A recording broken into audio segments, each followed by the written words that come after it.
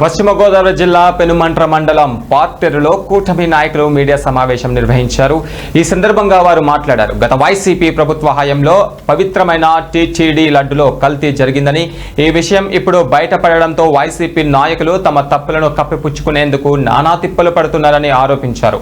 YCP పాలనలో TDP laddu కల్తీ జరిగిన విషయం యావత్ ప్రపంచానికి తెలిసిపోయిందని అన్నారు. అంతేకాకుండా శాసనసభల్లో వైసీపీ ఎమ్మెల్యేలు ఎమ్మెల్సీలు చెప్పులు వేసుకుని వెంకటేశ్వర స్వామి వారి చిత్రపటాన్ని ప్రదర్శించడం ద్వారా హిందువుల మనోభావాలను తీవ్రంగా దెబ్బతీశారని మండిపడ్డారు. వైసీపీ ఎమ్మెల్యేలు ఎమ్మెల్సీలు పార్టీ నాయకులు హిందూ జాతికి మరియు వెంకటేశ్వర స్వామికి బహిరంగంగా క్షమాపణ చెప్పాలని కూటమి నాయకులు డిమాండ్ చేశారు.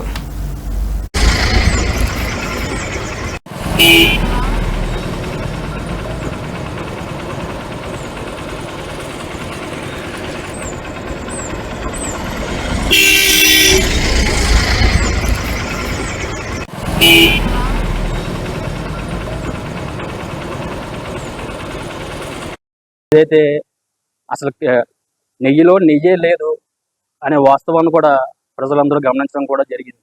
ఏదైతే మనకి ఎన్డీడీబీ రిపోర్ట్స్ ఆధారంగా మనకి సిట్ ఇచ్చిన రిపోర్ట్స్ మేరకు ఈరోజు మనకి రుజువు కావడం కూడా జరిగింది.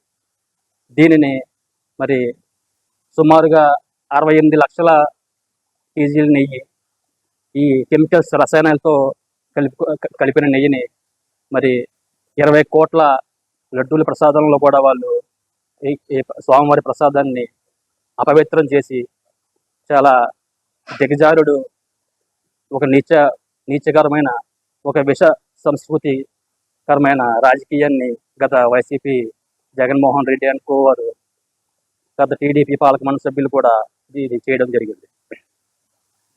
ఈ రిపోర్ట్స్ ఇచ్చిన ఆధారం మేరకు కూడా ఏదైతే సిట్ ఇచ్చిన రిపోర్ట్స్ ఉన్నాయో దాన్ని కూడా వీరు తప్పుదోవ పట్టించే విధంగా ప్రజలను తప్పుదోవ పట్టించి హిందూ సాంప్రదాయాలు అంటే అసలు లెక్క లేకుండా వాళ్ళు ప్రవర్తన ఉంటుంది. హిందూ దేవాలయం